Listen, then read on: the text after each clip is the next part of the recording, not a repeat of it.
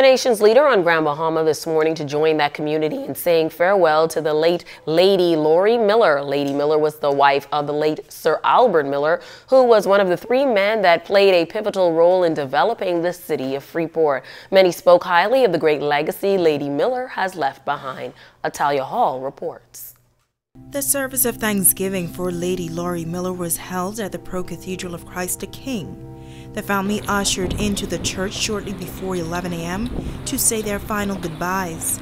Lady Miller, who was born in New Providence but eventually moved to Grand Bahama with her husband, the late Sir Albert Miller, was described as a woman with a heart filled with love, care, and compassion for others. The nation's leader, Dr. the Honorable Hubert Minnis, former Prime Ministers the Right Honorable Perry Christie and the Right Honorable Hubert Ingram, parliamentarians, and officials of the Grand Bahama Port Authority joined the Miller family for the homegoing service. Lady Miller's granddaughters, Melinda Tucker and Ashley Fry, reflecting on some of the memories they shared with their grandmother over the years. Some of my fondest memories of Grammy is of her sitting in her chair, reading her Bible, or completing the daily crossword puzzle in the newspaper.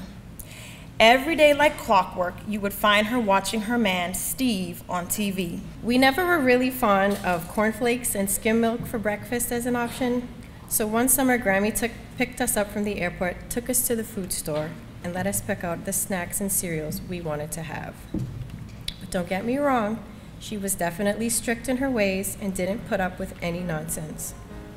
Back then we didn't understand why, but now we can appreciate the lessons and things she instilled in us. She was always making sure she taught us to be respectful young ladies and gentlemen. Lady Miller was also recognized for the vast contributions she made to her church, the Pro-Cathedral of Christ the King.